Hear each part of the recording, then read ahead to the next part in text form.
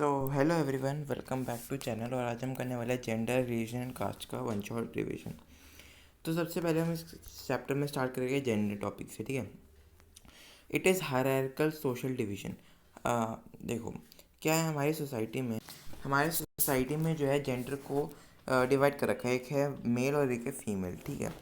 अब हायरार्की क्या होता है? हायरार्की का मतलब होता है कि आप किसी को हाईएस्ट टू लोएस्ट रैंक कर देते हो, हाईएस्ट टू लोएस्ट में आप प्लेस कर देते हो। फॉर एग्जांपल अगर 10 लोग दौड़ रहे हैं, ठीक है, तो कोई एक बच्चा फर्स्ट होगा, कोई सेकंड होगा, कोई थर्ड होगा। तो इसी तरह हमारी सोसाइटी में भी क्या किया, जेंडर्स को ऐसे हमने क्या किया, हमने ऐसे ऊपर से नीचे लाइन करा। और सबसे ऊपर हमने किसको रखा? मेन को रखा। और नीचे हमने किसको रखा? वुमेन को रखा, ठीक है। तो हमारी सोसाइटी जो थी वो एक पेट्रियार्कल सोसाइटी है, जो मेन को ज़्यादा वैल्यू देती है एज़ कम्पेयर टू वुमेन। तो एक हायरार्किकल सोशल डिवीजन है। It is considered natural and unchangeable.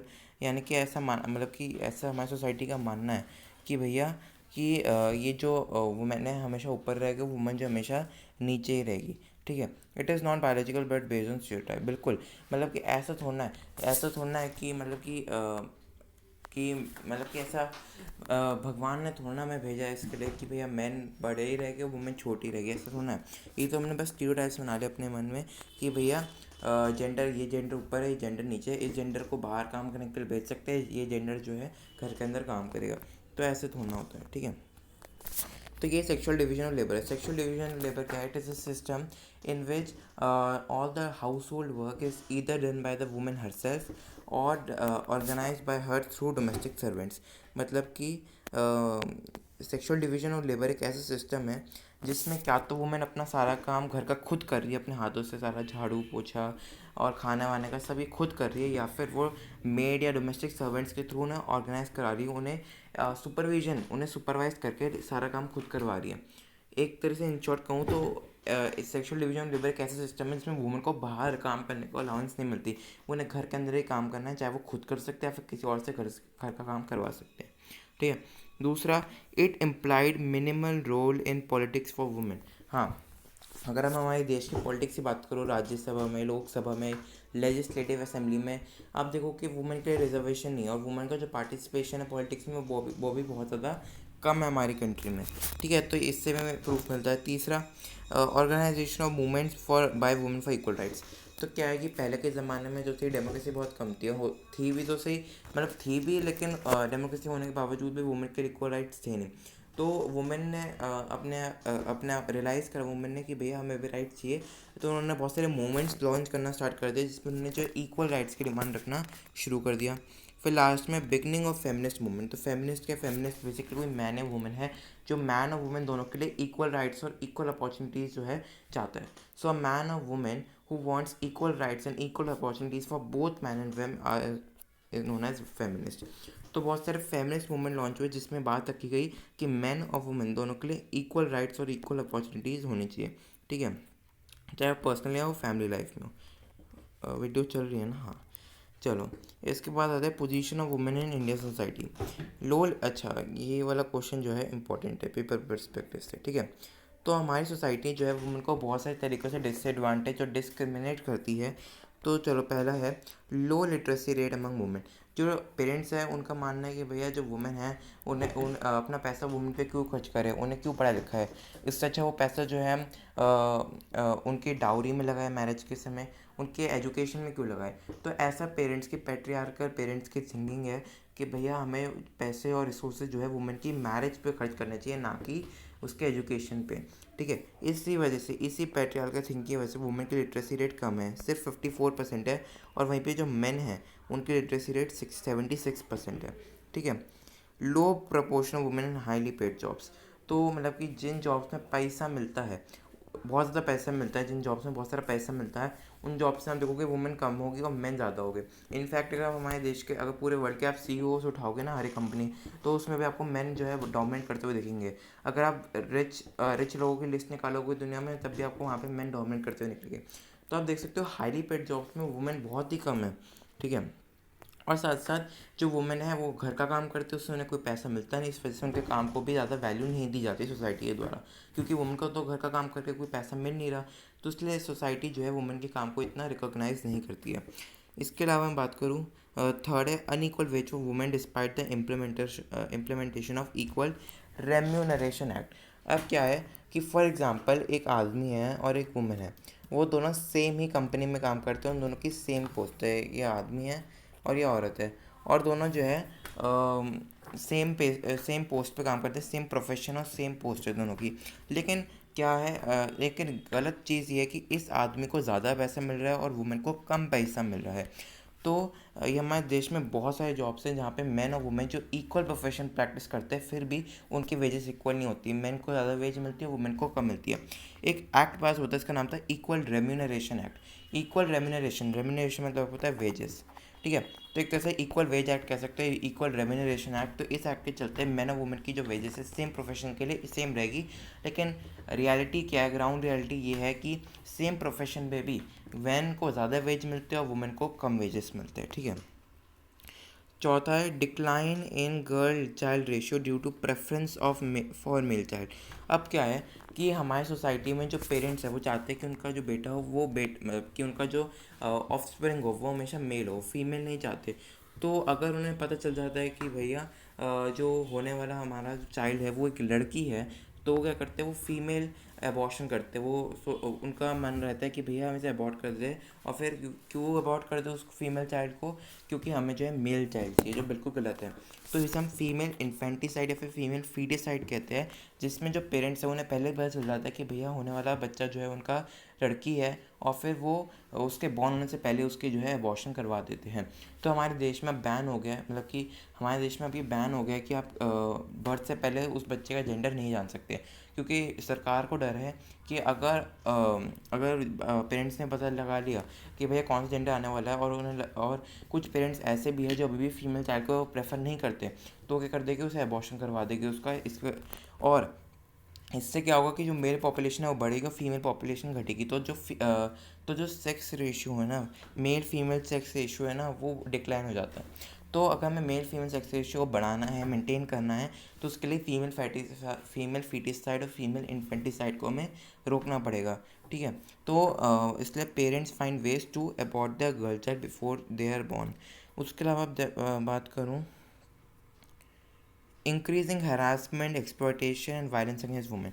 तो ये तो घर के बाहर की भी बात कह लो, घर के अंदर भी बात कर लो, तो जो वुमेन है उन्हें वायलेंस फेस करना पड़ता है। वो फिज़िकल भी हो सकता है, वो मेंटल भी हो सकता है, वो वोकल भी हो सकता है। तो किसी भी तरह का वायलेंस, एक्सप्लॉयटेशन और हरासमेंट जो है वुमेन को फेस करना पड़ता है। एक्सप्लॉयटेशन मतलब कि फॉर एग्जांपल एक पेरेंट है, उसके एक लड़का है एक लड़की है, अब उसके पास एक चॉकलेट है, उस पापा लेट्स वो पापा के पास चॉकलेट है, तो पापा ने वो पूरी चॉकलेट बेटे को दे दी और बेटी को नहीं दी। तो एक तरह का ये छोटा एग्जांपल है, लेकिन इसको आप और बड़ा करके और बहुत सारे एग्जांपल्स निकाल सकते हो प्रॉपर्टी को लेकर, किसी भी चीज़ को लेकर, ठीक है।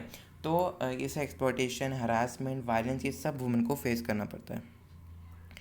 इसके अलावा political representation of women in India. तो अगर हम बात करोगे लोकसभा में, तो वुमेन की पार्टिसिपेशन सिर्फ 12% है, और स्टेट असेंबली में सिर्फ 5% है। तो आप देख सकते हो कि नंबर कितना ज़्यादा कम है। और वहीं पर अगर आप पंचायत की बात करोगे, म्यूनसिपैलिटीज़ की बात करोगे, तो हमने फेडरलिज्म चैप्टर में पढ़ा था कि 1/3 सीट जो है वुमेन के लिए रिजर्व्ड है, ठीक है। लेकिन यहाँ पे क्या है, यहाँ पे लोकसभा में 12% रिजर्व नहीं है। लोकसभा में और लेजिस्लेटिव असेंबलीज में सीट्स रिजर्व नहीं होती वुमेन के लिए, सिर्फ लोकल लेवल पे। सेंट्रल और स्टेट लेवल पे अभी तक कोई भी स्टेप नहीं उठाया गया है वुमेन के रिजर्वेशन के लिए, ठीक है। सेंट्रल पे भी 12% है और स्टेट में 5% है, ठीक है। तो अब बिल डिमांडिंग 1/3 सीट्स, जैसे मैंने भी आपको बताया कि भैया लोकल लेवल पे 1/3 सीट्स रिजर्व्ड है वुमेन के लिए। तो मतलब कि जो बहुत सारे वुमेन हैं वो डिमांड कर रही है, बहुत सारे मूवमेंट्स निकाल रहे हैं कि भैया जिस तरह से आपने लोकल बॉडीज़ में करा है, ठीक उसी तरह आप लोकसभा और स्टेट असेंबलीज़ में भी क्या करो, 1/3 रिजर्वेशन हमारे लिए लगा दो, ठीक है। Granting of 1/3 seats women local local body. तो वही मैंने बोला कि लोकल बॉडीज़ में भी 1/3 सीट्स है, तो उसी से इंस्पायर होकर जितनी भी वुमेन्स है वो अब सेंटर और स्टेट में भी जो है 1/3 सीट्स की डिमांड कर रही है रिजर्वेशन में, ठीक है, ताकि उनका रिप्रेजेंटेशन बढ़े। इसके बाद अच्छा, ये हमारा जेंडर टॉपिक होता है समाप्त। इसके बाद आता है हमारा रिलीजन। तो जेंडर रिलीजन का जेंडर कंप्लीट हो गया, अब रिलीजन पे आते हैं। So Gandhi ji believe that politics to be guided by the ethics of religion. Gandhi ji का जो मतलब गांधी जी थे, उनके लिए रिलीजन का मतलब हिंदू मुस्लिम नहीं था, उनके लिए रिलीजन का मतलब था कि जितने भी रिलीजियस बुक्स हैं ना हमारे, उन सब से हमें जितने भी एथिक्स और मॉरल वैल्यूज़ मिलती है, हमें उन एथिक्स और मॉरल वैल्यूज़ को उन बुक्स से एक्सट्रैक्ट करके पॉलिटिक्स में लगाकर पॉलिटिक्स को चलाना चाहिए। मतलब कि गांधी जी का मानना था कि जो पॉलिटिक्स है वो इन्हीं मॉरल वैल्यूज़ और एथिक्स पे चलनी चाहिए, ना कि करप्शन पे और इन सब चीज़ों पे। So Gandhiji believed that the moral values that we are getting from religion, we must use them to guide the politics. So politics must be guided by the ethics and moral values drawn from the religion. ठीक है। Victimisation of minorities in the communal riots. Victimisation मतलब कि आप किसी को torture कर रहे हो, तो वो कह रहे हैं कि कम्युनल राइट्स हैं। कम्युनल राइट्स मतलब कि जब आप धर्म संप्रदाय के बेसिस पे जब आप दंगा करवा देते हो उसे कम्युनल राइट्स बोलते हैं। ठीक है। तो क्या कह रहे हैं वो, दूसरा पॉइंट ये है कि जब भी किसी देश में कम्युनल राइट होता है, यानी कि अगर रिलीजन या फिर सोशल ग्रुप्स के बेसिस पर अगर लोग एक दूसरे के साथ जो है दंगा करते हैं, ठीक है, तो उसमें ज़्यादातर जो पीड़ित लोग होते हैं वो हमेशा माइनॉरिटीज़ में होते हैं, क्योंकि वो माइनॉरिटी में है ना। तो इसलिए वो दूसरा पॉइंट क्या कहता है, दूसरा पॉइंट ये है कि जो माइनॉरिटीज़ होती है वो ज़्यादातर वही जो है पीड़ित होती है जब भी कोई कम्युनल राइट होता है। ठीक है। Discrimination against women bye all religion. अब क्या है, हर एक रिलीजन में जो है फैमिली लॉज होते हैं। अब ये फैमिली लॉज जो है कुछ फैमिली रिलेटेड मैटर्स पे डील करते हैं, जैसे डिवोर्स, एडॉप्शन, इनहेरिटेंस, इन सब चीज़ों पे डील करते हैं। ठीक है। तो बहुत सारी वुमेन जो है इन फैमिली लॉज के ख़िलाफ़ होती है, क्योंकि ये जो फैमिली लॉज होते हैं ना, ये उनको कहीं किसी ना किसी तरीके से जो है उनको नेगलेक्ट करते हैं, और ये हर रिलीजन के अपने फैमिली लॉज होते हैं। तो इस वजह से ये दिक्कत है। फिर आता है कम्युनलिज्म। इसमें एक और चीज़ बता देता हूँ, गांधी जी जो थे उन्होंने एक और लाइन बोली थी, that politics can not be separated from religion. Politics और रिलीजन हमेशा एक साथ नहीं रह सकते, वो हमेशा अलग होता है। ठीक है। फिर आता है नेक्स्ट कम्युनलिज्म। अब कम्युनलिज्म क्या है, मेंट identify the community is based solely on religion. अच्छा, identity of the community is based solely on religion. Communalism की जो आइडियोलॉजी है ना, वो कहती है कि मतलब कि अगर कोई पर्सन का माइंड कम्युनल है, अगर कोई पर्सन जो है कम्युनलिज्म को मानता है, तो वो अपने रिलीजन को सुपीरियर मानता है और दूसरों के रिलीजन को सुपीरियर नहीं मानता। So a person who is communalist, a person who has a communal mind believes that his और her religion is more superior than the religion of other people. ठीक है। और मतलब कि basically the idea of communalism says that religion should be seen as the basis of nation. Religion should be seen religion should be seen as basis of nation. मतलब कि राष्ट्र से पहले रिलीजन आएगा। So religion should be seen as the basis of nation. और दूसरा क्या है, दैट मेरा रिलीजन सुपीरियर, दूसरों का रिलीजन सुपीरियर नहीं है। The demands of the religious community are formed in opposition to another. Use of state power to establish domination one religion group over other. Communal policies replace democracy. तो यहाँ पे क्या कह रहे हैं, वो कहना चाहते हैं कि अगर सरकार के पास ये पावर आ जाए कि वो एक ग्रुप के ऊपर जो है डोमिनेंट हो जाए, मतलब कि अगर सरकार के पास ये पावर आ जाए कि एक ही ग्रुप डोमिनेट करेगा, जैसे हमने श्रीलंका में देखा था कि सिनालास के पास पावर आ गई थी और उन्होंने जो है पूरी सरकार को डोमिनेट कर लिया और तमिल्स को डिस्ट्रिगार्ड करा।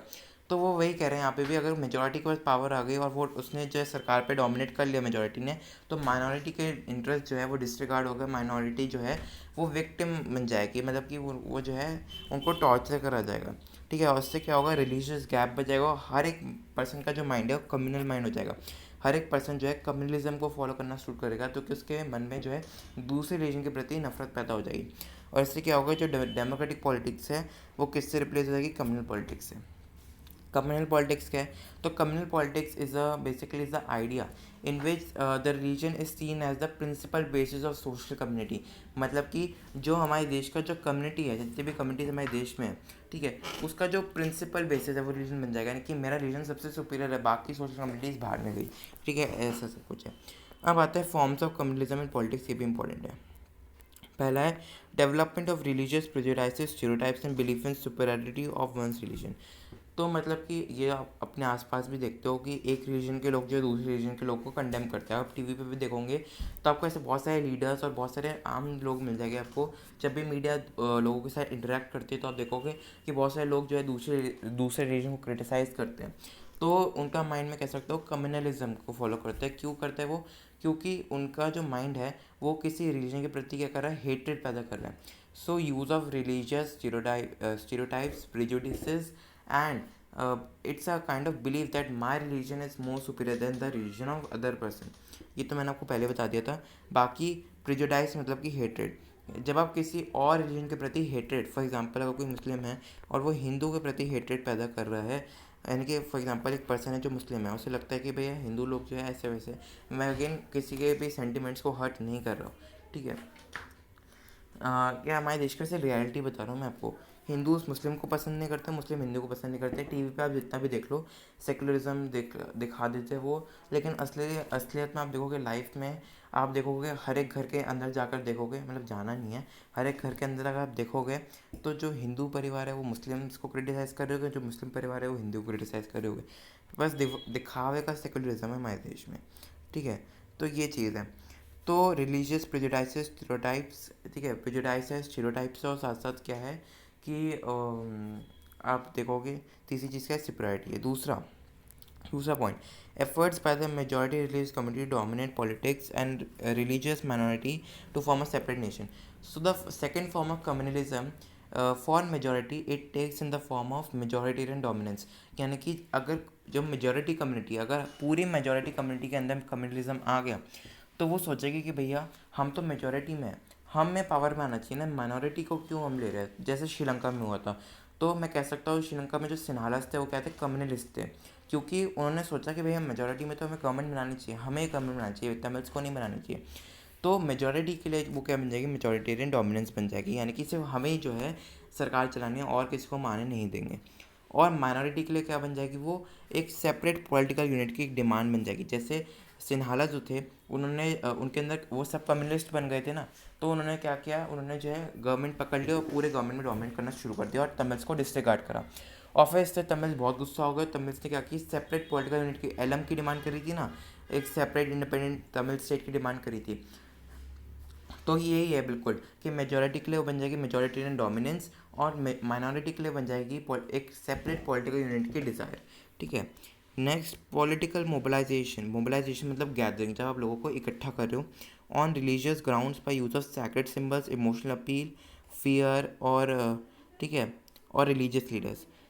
तीसरा पॉइंट कहता है कि जब आप रिलीजन के नाम पे लोगों को इकट्ठा कर रहे हो, रिलीजन के नाम पे लोगों के वोट्स गेन कर रहे हो. कैसे, आप सैक्रेड सिम्बल्स लगा रहे हो, आपने दिखा रहे भैया देखो मैंने ये मैंने सूत्र पहन रखा है, देखो मैंने चांद का लॉकेट लगा रखा है. तो ऐसे जब मैं आप किसी सैक्रेड सिंबल या फिर कोई रिलीजियस लीडर, जैसे आपने देखा होगा ना बहुत सारे मौलाना बैठे रहते हैं अपने मतलब नाम नहीं लूँगा एक पर्सन का, तो ये रिलीजियस लीडर्स है, ठीक है. और इमोशनल अपील, यानी कि आप लोगों के कंसाइंस में जाके लोगों से कह रहे हो कि भैया हाँ तू मुस्लिम है, मैं भी मुस्लिम हूँ, तो चलो हिंदू के खिलाफ खड़े हो. तो ऐसा आपने बहुत सारे लोगों को देखा होगा, ठीक है. और प्लेन फियर, यानी कि आपने लोगों को डरा दिया कि मुस्लिम्स को, फॉर एग्जांपल एक मुस्लिम लीडर ने मुस्लिम्स को डरा दिया कि अगर आज हम नहीं उठे तो हिंदूज हमें चबा देंगे. तो वास्तविकता में आप देखोगे ऐसा कुछ भी नहीं है. हम सब पीस का रहने वाले हैं, हिंदूज भी पीस चाहते हैं, मुस्लिम भी पीस चाहते हैं, लेकिन असल जो चोर है वो हमारे देश के नेता है, ठीक है. हमारे देश में बहुत सारे ऐसे लीडर्स हैं, नेता हैं जो ये सब भड़काते हैं, लेकिन असल में लोग तो भैया सुख शांति चाहते हैं. उनको बस 3 टाइम की रोटी चाहिए होती है, रोटी कपड़ा मकान चाहिए होता है, और उन्हें कुछ नहीं चाहिए होता, ठीक है. तो political mobilisation on the basis of religion कैसे करते हैं, सैक्रेड सिंबल्स के थ्रू, रिलीजियस लीडर्स के थ्रू, इमोशनल अपील के थ्रू, और प्लेन फेयर के थ्रू. चौथा पॉइंट है, ये इंपॉर्टेंट है, outbreak of violence, riots and massacre. मतलब कि सबसे अगली फॉर्म क्या हो जाता है कम्युनलिज्म का, जब यही कम्युनलिज्म जो है किसका फॉर्म ले लेता है, वायलेंस का, राइट्स का, मसैकर का. यानी कि जब पॉलिटिकल लीडर्स भड़का देते हैं लोगों को, ठीक है, तो क्या एक तरह से हिंदू जाकर, एक तरह से मुस्लिम जाकर लड़ना शुरू, ठीक है. तो ये क्या, बहुत सारे वायलेंस हो गया, रायोट्स हो गए, मसैकर यानी कि लोगों की डेथ हुई, लोग मर गए, ठीक है. तो ये सब बहुत सारी प्रॉपर्टी को भी डैमेज होता है इन सब में. तो ये होता है, आप देख सकते हो कि क्या रियलिटी है, ठीक है. और जैसे आप एग्जांपल दोगे इंडिया पाकिस्तान का, ठीक है, तो इंडिया पाकिस्तान का पार्टीशन हुआ था, वो भी क्या था, बहुत ज़्यादा वायलेंट था, ठीक है. तो मतलब कि मैं इस पर इतना डिटेल अब मैं बात नहीं करूँगा. चलो आगे बढ़ते हैं. नेक्स्ट, ये सैम्पल पेपर में क्वेश्चन आया था, भी सैम्पल पेपर की एक वीडियो भी आने वाली है, ठीक है, तो उसमें सब कुछ हो जाएगा. एक सेकेंड, हाँ देखो यार रिकॉर्डिंग ऑन ही है ना, next, India as a secular state. तो आपको सेकुलरिज्म के फीचर्स लिखने हैं। पहला क्या है कि कोई ऑफिशियल रीजन नहीं है, there is no official reason. हमारे देश में ना कोई ऑफिशियल लैंग्वेज है ना कोई ऑफिशियल रिलीजन है। दूसरा कि every individual has right to practise और profess the religion of his और हर चॉइस। ठीक है, मतलब कि हर एक पर्सन की अपनी चॉइस है कि वो किसी रिलीजन को प्रैक्टिस करना चाहता है या नहीं करना चाहता। ठीक है। प्रोहिबिशन और डिस्क्रिमिनेशन ग्राउंड्स ऑफ रिलीजन, मतलब कि आप किसी पर्सन को उसके रिलीजन के बेसिस पे डिस्क्रिमिनेट नहीं कर सकते। All the religions are treated equally. आप किसी को भी उसके रिलीजन के लिए उसे डिस्क्रिमिनेट या फिर उसे डिसरिगार्ड नहीं कर सकते। ठीक है। और कहाँ पे था मैं? हाँ, उसके अलावा intervention by Indian state to ensure religious equality, मतलब कि कभी कभार जो स्टेट है वो भी इंटरवीन करती है रिलीजियस मैटर्स में, ताकि जो रिलीजन्स के बीच में जो इक्वालिटी है वो बने रहे। अगर पेपर में 3 नंबर का क्वेश्चन आता है, मैं कहूँगा कि आप लास्ट पॉइंट को अवॉइड करना, क्योंकि कुछ स्टेट्स जैसे कोई कुछ केसेस में क्या होता है कि ना गवर्नमेंट इंटरवीन नहीं कर सकते, कुछ केसेस में कर सकती है। तो मैं नहीं चाहता यहाँ पे आपका नंबर रिस्क में रहे, तो शुरू के 3 पॉइंट्स का ज़्यादा फोकस करना कि कोई ऑफिशियल रिलीजन नहीं है। ठीक है, और कोई अपने पसंद के रिलीजन को प्रैक्टिस कर सकता है, और कोई डिस्क्रिमिनेट नहीं कर सकते, सब रिलीजन को इक्वल माना जाता है। अगर 5 नंबर में आता है तो इसे बैकअप के लिए रख देना आखिर में कि भैया कि the state can intervene to ensure religious equality. ठीक है, बस इतना। फिर next, features of caste system in India. Gender religion ख़त्म, अब कास्ट पे आते हैं। कास्ट पे देखो, अब फीचर्स ऑफ कास्ट सिस्टम। हमारे इंडिया में कास्ट सिस्टम क्या है, इसको थोड़ा जूम करते हैं। देखो, हाँ, पहला हेरिडिटरी। चलो आगे बढ़ते हैं। हाँ, तो रीज़न फॉर द चेंज, अच्छा मैं कहाँ था, features of caste system India. पहला क्या है, hereditary occupational structure of society. Hereditary occupation, hereditary मतलब कि जो चला आ रहा हो, ऑक्यूपेशन यानी कि जॉब क्या है। फॉर एग्जांपल ये पापा है, पापा वन। अब पापा वन जो थे डॉक्टर थे, फिर जब इनका जो बेटा वो भी डॉक्टर है, इनका बेटा भी जो है डॉक्टर है, इनका बेटा भी डॉक्टर है, इनका बेटा भी डॉक्टर है। तो ये चला रहा है। तो ये क्या है, हेरिडेटरी ऑक्यूपेशनल स्ट्रक्चर है कि भैया एक ही प्रोफेशन जो है फैमिली में चला रहा है। अब फॉर एग्जांपल ये एक वीवर है, अब ये गरीब था, ये अपने बच्चे को पढ़ाने पाया तो ये वीवर बन गया, फिर ऐसे ये वीवर बन गया, ये वीवर बन गया। तो आप देख सकते हो ये है हमारा हेरिडेटरी ऑक्यूपेशनल स्ट्रक्चर। समझ में आया? दूसरा, intercaste marriage and interdining within the community. Intercaste marriage मतलब कि फॉर एग्जांपल अगर कोई पर्सन है वो राजपूत है और वो एक ऐसी लड़की से शादी कर रहा है वो भी राजपूत है। सिमिलरली एक पर्सन है गुप्ता है, वो दूसरे पर्सन वो भी एक गुप्ता के साथ शादी कर रहा है। एक शर्मा है वो शर्मा के साथ कर रहा है। एक और कौन कौन होते हैं, एक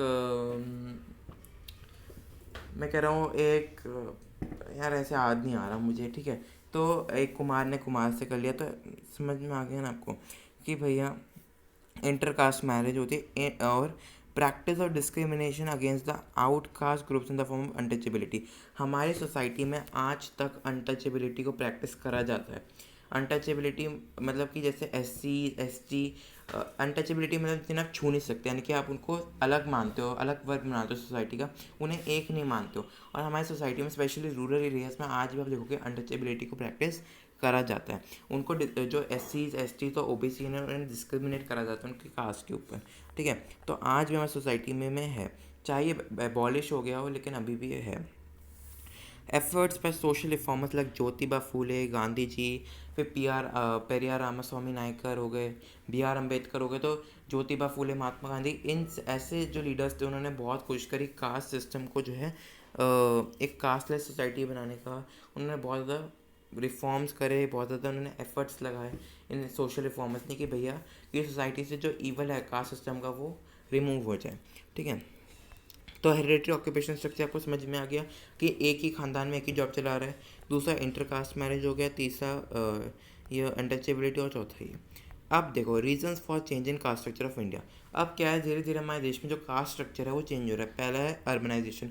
अब क्या है, पहले तो सिर्फ गाँव गाँव जाते थे, अब क्या है शहर बन गए, इंडस्ट्रीज़ खुल गई है, तो अब गाँव से लोग जो है शहर आ रहे हैं। अब जब लोग शहर आ रहे हैं तो शहर में सब लोग एक साथ काम कर रहे हैं। अब फॉर एग्जांपल एक पर्सन है वो इस कास्ट का बिलोंग करता है, ये पर्सन है दूसरे कास्ट का बिलोंग करता है। अब दोनों जो है इंडस्ट्रीज़ में आ गए काम करने के लिए अर्बनाइजेशन की वजह से। अब ये दोनों जो है काम करने लगे। अब क्या ये पर्सन अपनी जॉब छोड़ देगा क्योंकि ये पर्सन है, या फिर ये पर्सन अपनी जॉब छोड़ देगा ये पर्सन है? ऐसा थोड़ा है, दोनों को काम चाहिए, दोनों को पैसा चाहिए, तो दोनों को साथ काम करना पड़ेगा। तो इस तरह से क्या हुआ कि थोड़ा सा इस तरीके से थोड़ा बहुत जो कास्ट डिस्क्रिमिनेशन है वो थोड़ा बहुत ख़त्म होना शुरू हो गया। ठीक है, आई होप आपको समझ में आ रहा है। ठीक है, तो ये चीज़ है। फिर नेक्स्ट है ग्रोथ ऑफ लिटरेसी। अब क्या है, जब अब जो लिटरेसी लेवल हमारे देश का बढ़ रहा है, लोग एजुकेट हो रहे हैं, तो लोगों को समझ में आ रहा है कि भाई कास्ट सिस्टम जैसे हमें नहीं अपनाना चाहिए। तीसरा, ऑक्यूपेशनल मोबिलिटी। अब पहले मैंने आपको क्या बताया था अभी, हेरिडिटरी ऑक्यूपेशन स्ट्रक्चर ना, कि इसका बेटा ये, इसका बेटा ये। अब क्या हो गया, फॉर एग्जांपल पापा 1 डॉक्टर थे, पापा 2 डॉक्टर है, पापा 3 भी फिर पापा 3 डॉक्टर है, लेकिन उनका जो बेटा था ना वो इंजीनियर बन गया। तो एक तरह से आप कह सकते हैं कि ऑक्यूपेशनल मोबिलिटी, यानी कि जो खानदान में जो जॉब चला रहा था अब वो चेंज हो गया। ठीक है, इसे हम कहते हैं ऑक्यूपेशनल मोबिलिटी। मोबिलिटी मतलब कि मूवमेंट, और ऑक्यूपेशन यानी कि जॉब, यानी कि जब जॉब में मूवमेंट कर रहे हो, जब आप शिफ्ट कर रहे हो एक जॉब से दूसरे जॉब में। ठीक है, आई होप आपको समझ में आ गया। चौथा है वीकनिंग ऑफ पोजीशन ऑफ ज़मींदार इन द विलेज। पहले क्या था, ज़मींदार बहुत ही सख्त होते थे, बहुत ही स्ट्रांग होते थे, उनके पास वेल्थ अथॉरिटी बहुत ज़्यादा होती थी। ठीक है, तो मनमाना जो है हक जताते थे। ठीक है, पेजेंट्स को जो लोअर कास्ट के थे उन्हें क्रिटिसाइज़ करते थे, डिस्क्रिमिनेट करते थे, उन्हें एक्सप्लॉइट करते थे। ठीक है, उनका मजाक उड़ाते थे। लेकिन आज के समय में इनकी जो पोजीशन है वो बहुत ही वीक हो गई विलेज में। आज अगर मैं कह दूँ ना ये पर्सन ज़मींदार है, तो उसकी इतनी रेपुटेशन, मतलब कि इतना कह सकते हैं गर्व की फीलिंग जितनी पहले आती थी, आज वो नहीं आएगी एज अ ज़मींदार को। ठीक है, तो जो पोजीशन है ना ज़मींदार के विलेज में वो वीक हो गई है। Prohibition of caste based discrimination by the constitution. अब हमारे कॉन्स्टिट्यूशन ने बोल दिया कि भैया कास्ट के बेसिस पे डिस्क्रिमिनेशन नहीं होगा तो फिर तुम्हें जेल भी हो सकती है, यानी कि बहुत ज़्यादा तगड़ा कानून हो गया हमारा कि कास्ट बेस्ड डिस्क्रिमिनेशन नहीं हो सकता है देश में। Next, indicators of the continuation of caste system in modern India. लेकिन हमने पढ़ लिया कि भैया हमने इन सब से ये तो समझ में आ गया कि भैया कास्ट सिस्टम धीरे धीरे कम हो रहा है, लेकिन अभी भी हमारे देश में कास्ट सिस्टम है। कैसे? Continuous of marriage within the caste, यानी कि आज भी हमारे देश में इंटर कास्ट मैरिज है। मतलब कि आज भी हमारे देश में इंटर कास्ट मैरिज को ज़्यादा इंपॉर्टेंस जा रही है। फैमिलीज़ का मानना है कि भैया हमारी कास्ट का शादी हो जाए तो ज़्यादा अच्छा है। तो इंटर कास्ट मैरिज में आज भी हमारे देश को जो है ज़्यादा इम्पोर्टेंस देते हैं। दूसरा क्या है, दूसरा देख लो भैया, दूसरा है कहाँ है, प्रैक्टिस ऑफ अनटचेबिलिटी। आज भी हमारे देश में देखोगे अनटचेबिलिटी को प्रैक्टिस करा जाता है। ठीक है, और इंटरकास्ट मैरिज होती है। एग्जिस्टेंस ऑफ अपर कास्ट, अभी आप देखोगे अर्बन एरियाज़ में अपर कास्ट जो है बहुत ज़्यादा डोमिनेट करते हैं, लोअर कास्ट को ऊपर नहीं उठने दे रहे। तो ये सब आप देख सकते हो, ये सब प्रॉब्लम्स आज भी फेस करने पड़े। अब आता है कास्ट इन पॉलिटिक्स, यानी कि ये पॉलिटिक्स है, ये कास्ट है। अब जब पॉलिटिक्स के अंदर कास्ट आ रही है, कि पॉलिटिक्स में ज़बरदस्ती कास्ट घुसा रहे हो आप। ठीक है, इसे देखते ज़रा, देखो ज़रा, selection of candidates on the basis of caste composition of electorates. For example ये पर्टिकुलर कॉन्स्टिट्यूंसी है और ये लीडर है पार्टी का, लेट्स सपोज ये पार्टी का लीडर है। अब इससे जो है इस कॉन्स्टिट्यूंसी से एक कंटेस्टेंट, एक कैंडिडेट को खड़ा करना है। तो उसने देखा कि भाई इस कॉन्स्टिट्यूंसी में जो है राजपूत जो है वो 80% है। तो उसने सोचा कि अगर मैं एक राजपूत कैंडिडेट को खड़ा करूँ तो वहाँ के लोगों को लगेगा भैया राजपूत कैंडिडेट है तो हम इसे ही वोट करेंगे। तो इसलिए जो है उसने अपने कॉन्स्टिट्यूंसी से एक राजपूत कैंडिडेट को इलेक्ट करा है, मतलब कि कंटेस्ट करने को बोला। सो जब भी पार्टी को अपने कॉन्स्टिट्यूंसी में किसी कैंडिडेट को चूज़ करना होता है तो हमेशा वो उस इलेक्टोरेट की कास्ट कंपोजिशन को अपने माइंड में रखती है और फिर जो कैंडिडेट है उसे नॉमिनेट करती है। समझ में आया? फिर next, appeals by the political parties on caste line to gain votes. ये तो बहुत कॉमन है कि जो पॉलिटिकल पार्टीज और लीडर्स हैं वो लोगों से अपील करते हैं वोट्स में कास्ट के लिए, मतलब कि अब कास्ट का नाम लेके जो है वो लोगों से अपील करते हैं वोट्स की। So political parties and leaders appeal to voters in the name of caste. तीसरा क्या है, mobilisation of all caste groups by the political parties due to the principal of universal adult franchise. यानी कि जितने भी parties है वो करती है कि भाई कास्ट ग्रुप्स को मोबिलाइज करती है। ठीक है, जो जिन कास्ट को जो है इन्फीरियर माना जाता था उन्हें जो पॉलिटिकल पार्टी से वैल्यू करती है। So the people who are treated unfair the people who are treated inferior are valued by the political parties. उससे क्या लगेगा, उससे जो लोअर कास्ट के लोग हैं उन्हें लगेगा भैया हाँ ये जो पॉलिटिकल पार्टी है मुझे इज्जत दे रही है, मुझे कास्ट के बेसिस पे जो डिस्क्रिमिनेट नहीं कर रही है, तो वो उसे वोट दे देगा। ठीक है, तो जिन लोगों को इन्फीरियर समझाता था उसे जो पॉलिटिकल पार्टी जो उन्हें वैल्यू करती है, जिससे उन्हें जो है उनके भी वोट्स मिल जाते हैं। Next, declining influence of caste in Indian elections.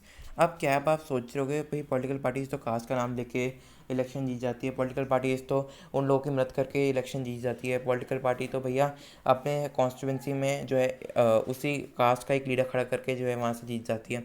तो ऐसे तो पॉलिटिक्स पे पूरा कास्ट पे डिपेंडेंट है, पर असल में ऐसा नहीं है। हमारा जो पॉलिटिक्स है वो कास्ट पे डिपेंडेंट नहीं है। ऐसे इसके क्या क्या रीज़न है, देखो प्रूफ है। पहला प्रूफ ये है, absence of caste based clear majority in any of the constituency of the country. आज तक हमारे देश में ऐसा कभी नहीं हुआ कि एक कॉन्स्टिट्यूंसी से पर्टिकुलर एक कास्ट को मेजॉरिटी मिली हो। ऐसा नहीं है कि भैया कॉन्स्टिट्यूंसी इसमें 80% राजपूत है, तो ऐसा नहीं है कि 80 के 80% राजपूत ने, मतलब कि ऐसा नहीं कि इस कॉन्स्टिट्यूंसी में राजपूत जो है वो इलेक्ट हुआ। हो सकता है इस कॉन्स्टिट्यूंसी से राजपूत ना होके कोई लेट सपोज गुप्ता हो गया, शर्मा हो गया। तो समझ रहे हो कि absence of caste based clear majority, ऐसा नहीं कि कॉन्स्टिट्यूंसी से पूरी आपको एक ही कास्ट की मेजॉरिटी मिल जाएगी।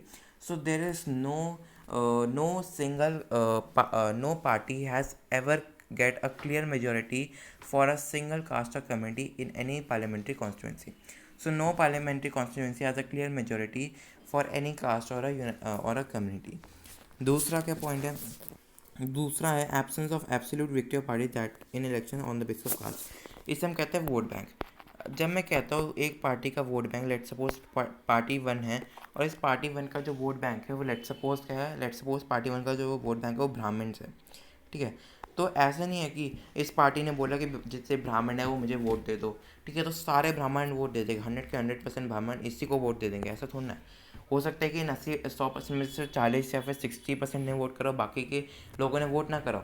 तो अगर मैं कह रहा हूँ कि एक पार्टी का इस कास्ट से वोट बैंक है, तो इसका मतलब ये है कि उस कास्ट के मेजॉरिटी ऑफ लोग जो है इस पर्टिकुलर पार्टी को वोट देते हैं। इसका मतलब ये नहीं है कि सारे के सारे उस पार्टी को वोट देते हैं, इसका मतलब मेजॉरिटी वोट देते हैं उस पार्टी को, ठीक है। उसके बाद तीसरा पॉइंट है nomination of candidates from the same caste, ये तो वही था। Next, losing of seat by the members of ruling party. हाँ, हमारे देश में अगर आपने क्लास 9th को भी पढ़ा हो, उसमें मैंने इलेक्टोरल पॉलिटिक्स का एक चैप्टर, मैंने इस चैप्टर आई थिंक इस चैनल में डला हुआ है उसका वीडियो, मैंने एक साल पहले बनाया था। उस चैप्टर को अच्छे से देख ले, मतलब कि अब क्या ही देखोगे, अब तो टाइम ही नहीं है। तो उसमें क्या था, मैंने आपको अच्छे से समझाया था कि हमारे देश में जो MPs और MLAs है ना, वो फ्रिक्वेंटली इलेक्शंस को लूज़ करते हैं, फ्रिक्वेंटली हारते हैं इलेक्शंस को, ठीक है। तो इससे भी चलता है, अगर हो सकता है कि एक लीडर ने चलो कास्ट के बेसिस पे जीत भी जाए इलेक्शन, तो जब दोबारा इलेक्शन लड़ने की बारी आई, ठीक है, तो उसने फिर से जो उसने फिर से वही पैतरा अपनाया, लेकिन इस बार वो जीत ना पाया। तो क्यों नहीं जीता, एक ही चीज़ तो ना बार बार चल सकती है। तो वही ना कि जो सिटिंग MPs और MLAs है फ्रिक्वेंटली लूज़ करते हैं इलेक्शन हमारे देश में। अब नेक्स्ट है अब नेक्स्ट है पॉलिटिक्स एंड कास्ट। पहले हमने पढ़ा था कास्ट एंड पॉलिटिक्स, अब हम पढ़ेंगे पॉलिटिक्स एंड कास्ट। तो पॉलिटिक्स एंड कास्ट के पहला, inclusion of sub caste by the sub caste group. For example caste group 1 है, कास्ट ग्रुप 2 है और कास्ट ग्रुप 3 है, ठीक है। अब इस कास्ट ग्रुप 1 ने सोचा कि अगर मैं इस कास्ट ग्रुप 2 और कास्ट ग्रुप 3 के साथ ज्वाइन कर जाऊँ तो मैं एक बहुत ही बड़ी कास्ट ग्रुप बन जाएगा ये, ठीक है, जो बाकी कास्ट को डोमिनेट करेगा, छोटी छोटी, ठीक है। So various caste group, each caste group tries to, मतलब कि कह सकते हो they try to incorporate with other caste, समझ में आया। So various caste group tries to incorporate with other caste या फिर sub caste. Next, coalition by various caste group. तो इसमें various caste group tries to enter into coalition with other caste, यानी कि for example ये cast 1 है, तो उसने सोचा, फॉर एग्जांपल ये एक लीडर है, अब इस लीडर ने सोचा कि भैया मुझे चाहिए वोट्स। अगर अब फॉर एग्जांपल इसका जो वोट बैंक है वो दलित से आता है, दलित से आता है इसको, तो ये दलित से है, लेकिन उसने लगा कि दलित से तो मैं जीत नहीं पाऊंगा, तो उसने क्या किया, मुस्लिम से भी उसने जो है मुस्लिम से उसने वोट निकाल लिया। तो एक तरह से उसने क्या किया, दो कास्ट के लोगों को क्या किया, मर्ज करा। So various caste group tries to enter in coalition, ठीक है, various caste group tries to enter in coalition by with other caste. फिर नेक्स्ट है emergence of forward and backward class group. तो कुछ कास्ट ग्रुप को हमने forward बोल दिया, कुछ कास्ट ग्रुप को हमने बैकवर्ड बोल दिया, ठीक है। तो पहला क्या था, each caste group tries to enter, each caste group tries to become bigger by incorporating with in sub caste. दूसरा क्या है, various caste group tries to enter in collision with other caste. और तीसरा ये है कि backward and forward classes came है।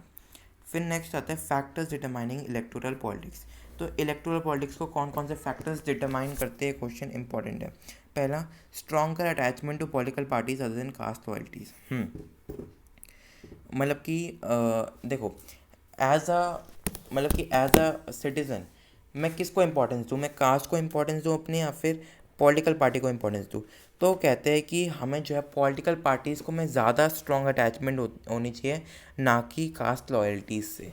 ठीक है, कास्ट के प्रति लॉयल्टी ना हो के हमें मतलब कि स्ट्रॉन्ग मतलब कि हमें एक फॉर एग्जांपल अगर कोई कैंडिडेट है तो उसे कास्ट के बेसिस पे वोट नहीं देना चाहिए, उसे अपने पॉलिटिकल पार्टी से अटैचमेंट होनी चाहिए, ना कि कास्ट लॉयल्टीज से। दूसरा, determination of voting patterns on economic basis as an cost, मतलब कि हमें अपने दम पे जो है वोट को गेन करना चाहिए, ना कि कास्ट के बेसिस पे। ठीक है, तो हमें इकोनॉमिक बेसिस पे जो है वोट को गेन करना चाहिए, ना कि कास्ट के बेसिस पे। नेक्स्ट देख लो, determination of casting vote by the people on the basis of popularity of the candidates, यानी कैंडिडेट्स को अपनी, यानी कि जिस कैंडिडेट को मेजॉरिटी ऑफ वोट्स मिले से वही कैंडिडेट जो है वो जीतना चाहिए कॉन्स्टिट्यूंसी से। मतलब कि आपको किसी भी कास्ट ग्रुप को सपोर्ट लेकर या फिर उनको कोलिशन में लाकर आपको ऐसे नहीं करना चाहिए। तो पहला पॉइंट क्या था कि कास्ट लॉयल्टी नहीं होनी चाहिए। पहला तो था कि भाई पॉलिटिकल पार्टी से स्ट्रॉन्ग अटैचमेंट रखो। दूसरा है इकोनॉमिक बेसिस पे वोट्स लो, ना कि कास्ट के बेसिस पे। और तीसरा ये है कि determination of casting votes by people on the basis of, यानी कि कैंडिडेट्स के पॉपुलैरिटी के बेसिस पे ही जो है वोट्स को कास्ट करना चाहिए। ठीक है, तो ये हमारा चैप्टर होता है कंप्लीट। थोड़ा लंबा लेक्चर था पर हो गया। ठीक है, सो मिलते हैं विद नेक्स्ट वन, तब तक के लिए बाय बाय।